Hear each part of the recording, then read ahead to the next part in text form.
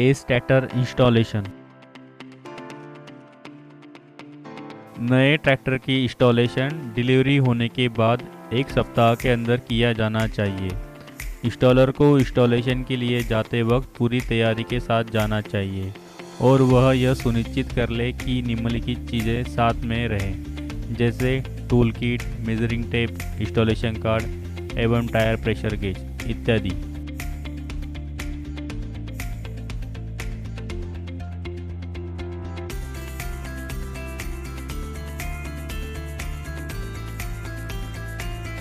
Sir नमस्कार। नमस्कार जी। क्या हालचाल सर? बस ठीक है सब। नमस्कार भाई साहब। सर हम एस कंपनी से आए हैं और आपको ट्रैक्टर के विषय में कुछ बताने के लिए कंपनी ने हमें भेजा है। सर आपका एस परिवार में स्वागत है। बहुत अच्छा है आपने एस ट्रैक्टर को खरीदा। ये हमारा बहुत बेहतरीन ट्रैक्टर है, आपकी हर इच्छा को पूरी करेगा, हर तरह के इम्प्लीमेंट चलाने में मदद करेगा ये ट्रैक्टर। आज हम आपको ट्रैक्टर के विषय में कुछ बताने आए हैं जिससे कि आप ट्रैक्टर का समुचित उपयोग कर सको और ट्रैक्टर के साथ सारे इम्प्लीमेंट चला सको। चलिए सर इसके बारे में और जानकारी लेते हैं। सबसे पहले हम ट्रैक्टर को समतल जगह पर रखेंगे, फिर आपको बेसिक चीज़ें जैसे ट्रैक्टर के रखरखाव के विषय में बताएंगे। उसके बाद ट्रैक्टर को खेत में ले जाकर जहाँ पे कल्टीवेटर की सेटिंग आपको समझाएंगे।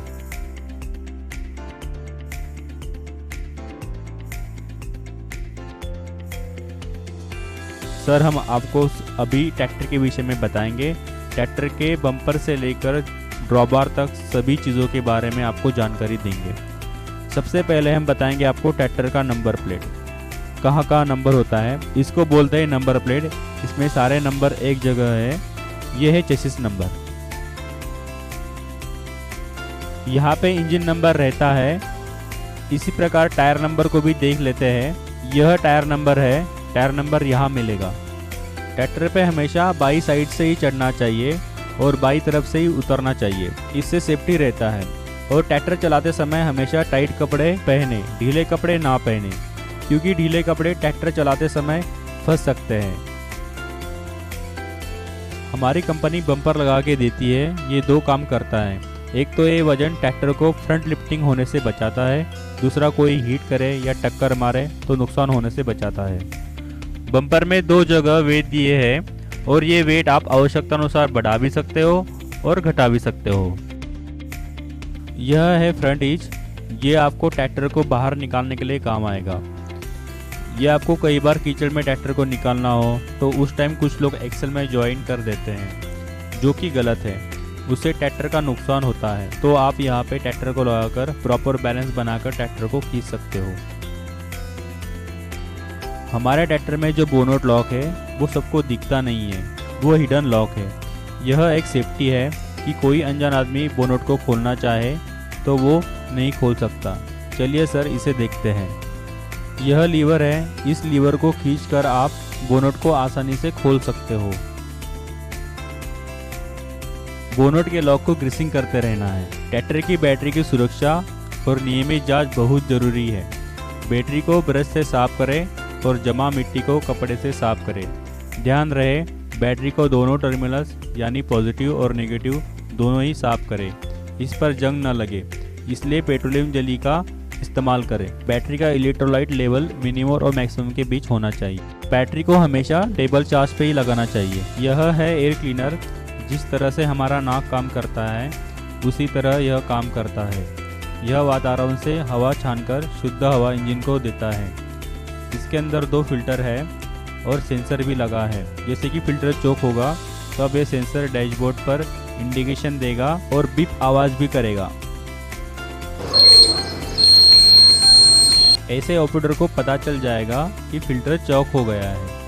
इसकी देखभाल के लिए धूल मिट्टी वाले इलाकों में इसको जल्दी साफ करना चाहिए, नहीं तो 50 घंटों में साफ करना चाहिए। आइए जानते हैं इसको कैसे साफ करते हैं। एयर क्लीनर पर लगे 3 क्लैंप को खोलें, प्राइमरी फिल्टर को बाहर निकालें और सेकेंडरी फिल्टर को वही रहने दें। प्राइमरी फिल्टर को साफ करने के लिए हवा अंदर से बाहर की ओर मारना चाहिए। प्राइमरी फिल्टर को वापस लगा दें और कैप पर टॉप का निशान देखकर तीनों क्लैंप लगा दें और बाईपास वाल्व को भी चेक कर लें। एयर क्लीनर की देखभाल की सभी संबंधित जरूरी सूचनाएं एवं महत्वपूर्ण जानकारियां इस एयर क्लीनर स्टिकर पर दी गई है।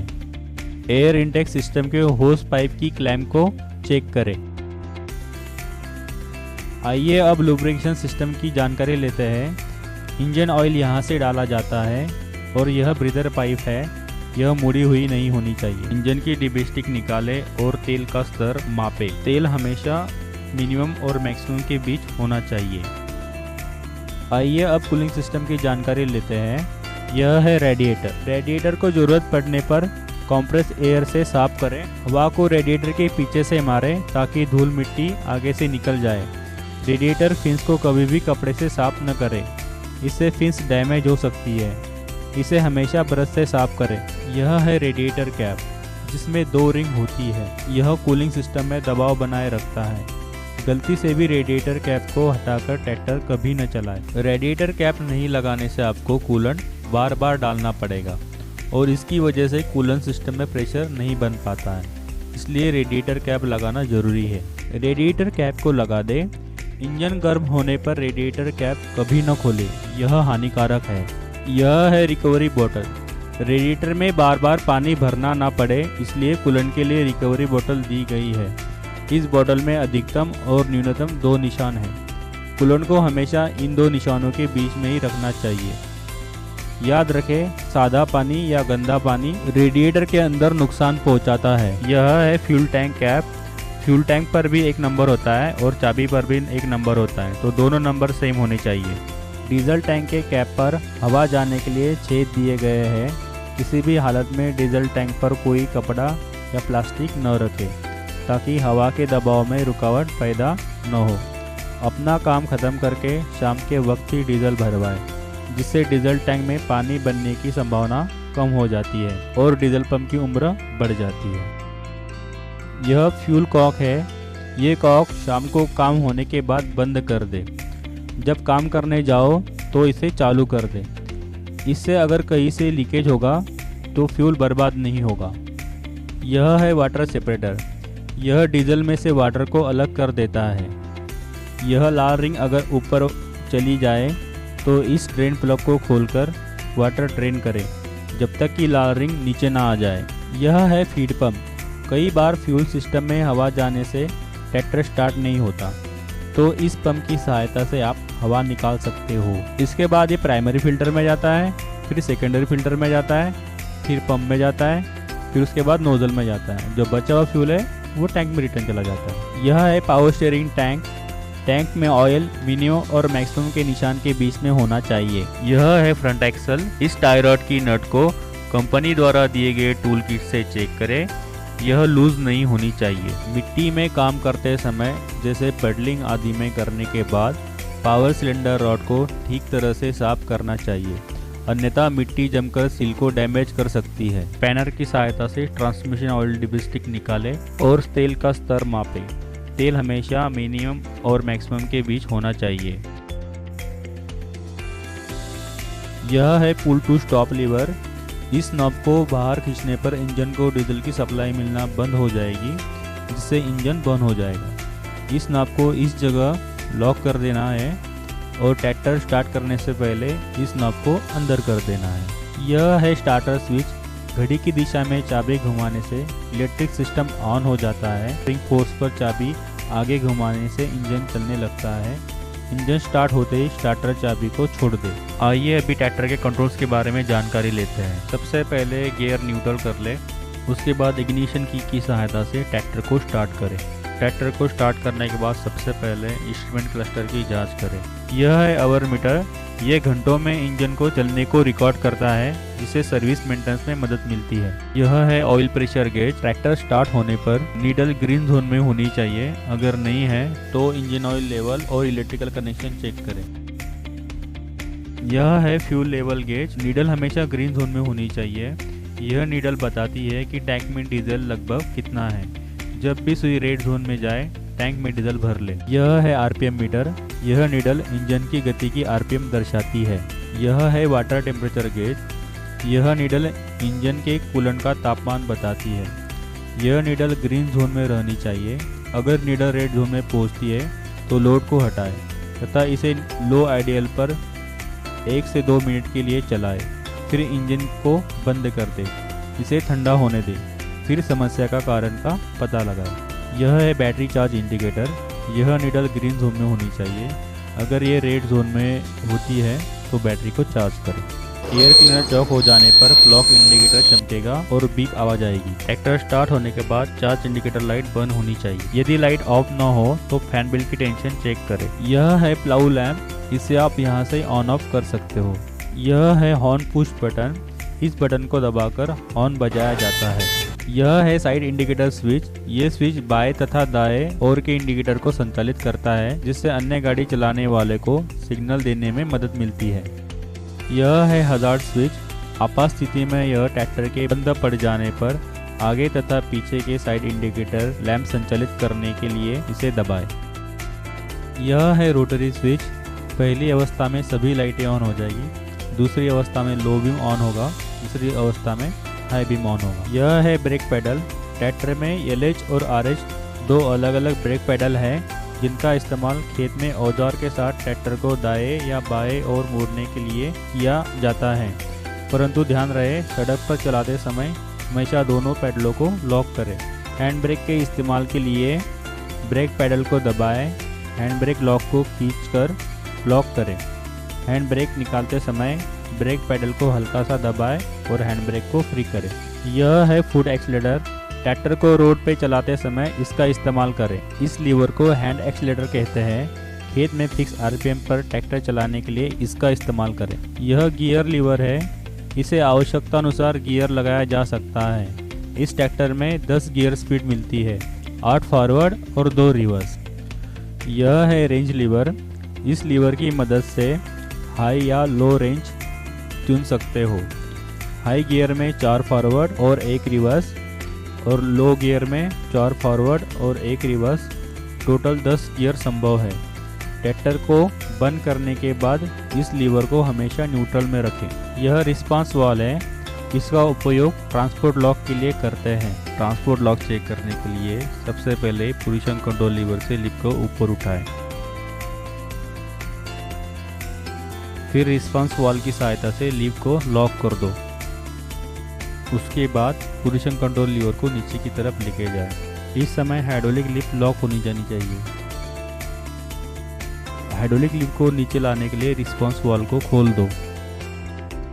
यह है आइसोलेटर वाल्व। इस वाल्व को घड़ी की दिशा में घुमाकर ट्रिपिंग ट्रॉली के लिए उपयोग कर सकते हो और घड़ी की विपरीत दिशा में घुमाकर आप 3-पॉइंट लिंकेज का यूज़ कर सकते हो। ट्रैक्टर के बेहतरीन कार्यकुशलता के लिए हाइड्रोलिक सिस्टम को जानना बहुत जरूरी है। इस लाल वाले लीवर को ड्रॉप कंट्रोल लीवर और काले वाले लीवर को पोजीशन कंट्रोल लीवर कहते हैं। लोअर लिंक को एडजस्ट करके लेवल करें। लोअर लिंक की हाइट 200 mm होनी चाहिए। यह है पोजीशन कंट्रोल लीवर। ये उपकरण को उठाने और नीचे लाने में मदद करता है। यह है ड्रॉप कंट्रोल लीवर। यह जुताई के समय उपयोग में आता है। PTO लीवर की वर्किंग चेक करने के लिए लीवर को न्यूट्रल कर ले, उसके बाद क्लच दबाएं। उसके बाद PTO लीवर को आगे की तरफ करें। यहाँ पे हमें स्टैंडर्ड 540 PTO RPM मिलेंगे। PTO लीवर पीछे करने से आपको CR-PTO मिलेगा, जो अलग अलग गियर पे अलग अलग स्पीड देगा। यहाँ पे आपको PTO की फॉरवर्ड और रिवर्स स्पीड दोनों मिलेगी। और हर गियर को एंगेज करके स्पीड को चेक करें। इसे क्लच पैडल कहते हैं। इस ट्रैक्टर में ड्यूअल क्लच है। आधा पैडल दबाओगे तो ट्रैक्टर रुक जाएगा और आधा पैडल दबाओगे तो PTO रुक जाएगा। गियर शिफ्ट करते समय या ब्रेक लगाते समय क्लच का इस्तेमाल किया जाता है। क्लच पैडल को ज़रूरत के हिसाब से ही दबाना चाहिए। क्लच पैडल पर पैर रखकर ट्रैक्टर चलाने से क्लच प्लेट जल्दी घिस जाती है, इसलिए क्लच पर पैर रखकर ट्रैक्टर कभी ना चलाएं। समय समय पर क्लच का फ्री प्ले जांच लेना चाहिए। सीट एडजस्टमेंट करने के लिए लीवर की सहायता से एडजस्ट करें। ऑपरेटर के वजन के हिसाब से नॉब को सेट करें। यह है DCV वाल्व। इसकी सहायता से टिपिंग ट्रॉली का उपयोग कर सकते हैं। इसमें 2 पोर्ट है, सिंगल एक्टिंग और डबल एक्टिंग। इस नॉब को लूज करके आप टिपिंग ट्रॉली के लिए काम कर सकते हो।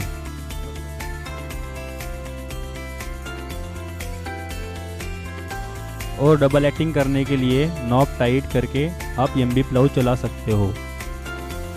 यह है हाइड्रोलिक सेंसिंग ब्रैकेट। इसमें 3 होल है, 1, 2 3. जब आपको ट्रैक्टर इम्प्लीमेंट के साथ कहीं और लेके जाना है या रोटावेटर के साथ चलाना है तो सबसे पहले नीचे वाले होल में टॉपलिंग को लगाएं। अगर हार्ड मिट्टी में चलाना हो तब टॉपलिंग को नीचे वाले होल में लगाएं। मीडियम मिट्टी के लिए बीच में लगाएं। सॉफ्ट मिट्टी के लिए ऊपर वाले होल में टॉपलिंग को लगाएं। यह है हाइड्रोलिक का 3 पॉइंट लिंकेज। यहाँ पे एडजस्ट करने के लिए स्लाइड दिया गया है जिससे आपको इम्प्लीमेंट लगाने में आसानी होगी।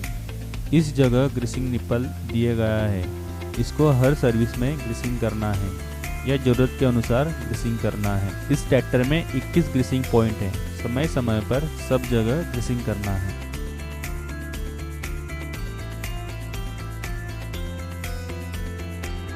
यह लिप रॉड है। इसको लोअर लिंक को एडजस्ट करने के लिए दिया गया है। और यह साइड बार है। इसको इम्प्लीमेंट का साइड स्विंग एडजस्ट करने के लिए दिया गया है। यह है हिच। यह आपको ट्रॉली जोड़ने के लिए काम आएगा। इस हिच को हमेशा एक्सल के सेंटर में लगाना चाहिए। यह एडजस्टेबल हिच है। इसको आप खोल के लगा सकते हो। ट्रैक्टर के पहियों के नट बोल्ट को समय समय पर चेक कर लेना चाहिए। खेत में ट्रैक्टर चलाते समय अगले पहियों में 26 से 28 psi और पिछले पहियों में 12 से 14 psi हवा होनी चाहिए और सड़क पर 28 से 30 psi और पिछले पहियों में 14 से 16 psi होनी चाहिए। सही मात्रा में हवा भरने से ज़मीन पर टायर की पकड़ सही बनी रहती है और टायर लंबे समय तक चलता है तथा ईंधन की खपत भी कम होती है। ज़रूरत से ज़्यादा हवा भरना, ये एक गलत धारणा है कि टायरों में हवा जितनी ज़्यादा हो ट्रैक्टर पर उतना ही ज़्यादा लोड डाल सकते हैं। ज़रा देखिए, जब हवा ज़रूरत से ज़्यादा हो तो क्या होता है। ऐसा करने से टायर का सिर्फ बीच वाला हिस्सा ही ज़मीन के साथ जुड़कर चलता है और आपके टायर को नुकसान पहुंचता है। ज़रूरत से ज़्यादा हवा भरने पर टायर पंचर होने की भी संभावना होती है।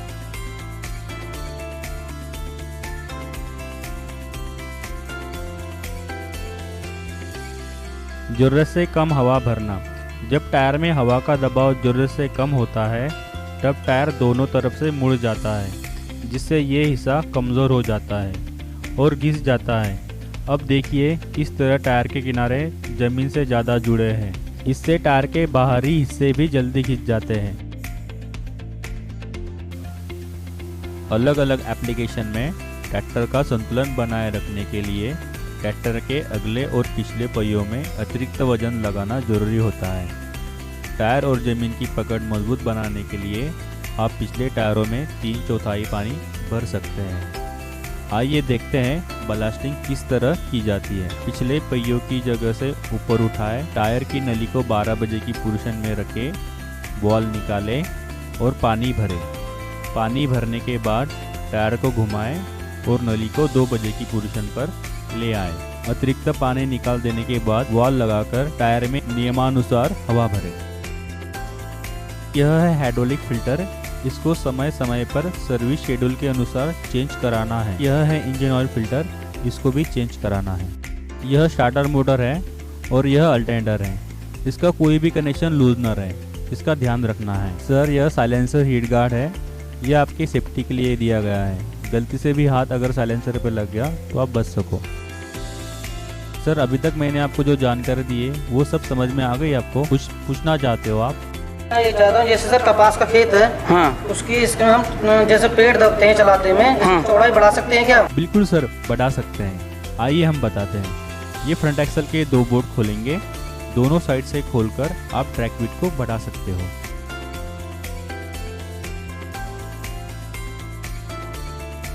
रियर एक्सल पर भी हम ट्रैक विड्थ बढ़ा सकते हैं।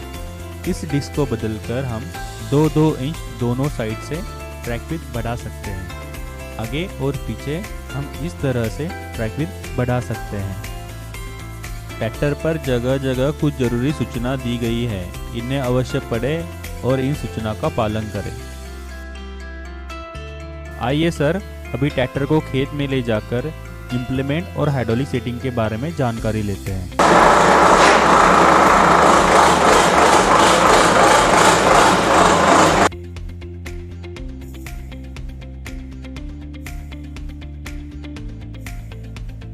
सबसे पहले इम्प्लीमेंट का बाहरी निरीक्षण कर ले। नट बोल्ट टाइट होने चाहिए, टाइन लूज नहीं होनी चाहिए।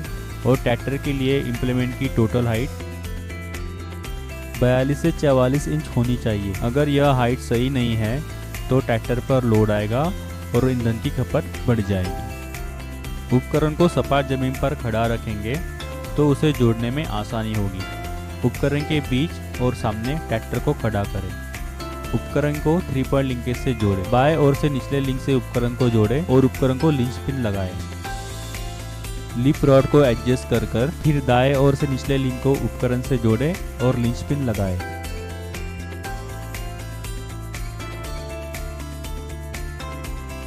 उसके बाद टॉप लिंक को एडजस्ट कर टॉप लिंक लगाएं। पिन लगाकर लिंच पिन लगा दें। याद रहे टॉप लिंक हमेशा ट्रैक्टर की तरफ झुकी होनी चाहिए। उपकरण का साइड स्विंग 1 से 1.5 इंच होना चाहिए। अगर ये कम ज़्यादा है तो साइड बार से एडजस्ट कर लें। आइए अब पीसी तथा डीसी लीवर की सेटिंग के बारे में जानते हैं। सबसे पहले ट्रैक्टर को स्टार्ट करें।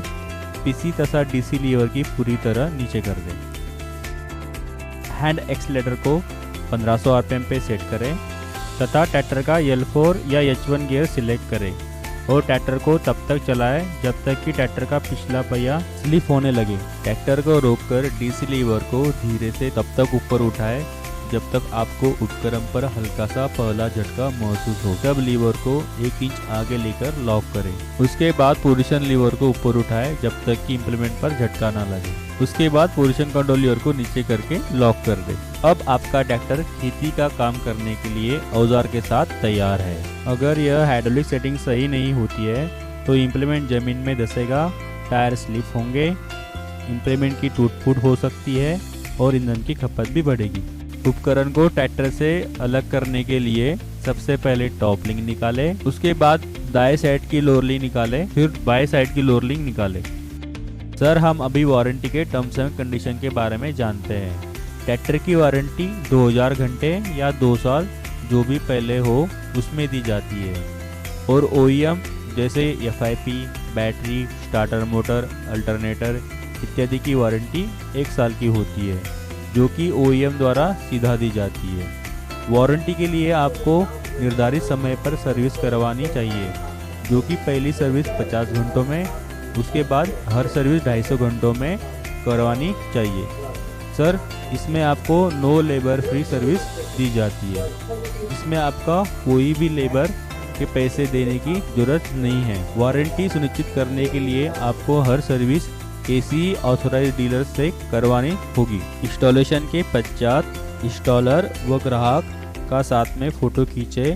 फोटो को ट्रैक्टर इंस्टॉलेशन कम वारंटी रजिस्ट्रेशन फॉर्म के साथ भरकर संलग्न करें तथा इसकी एक कॉपी सर्विस हेडक्वार्टर पर भेजें।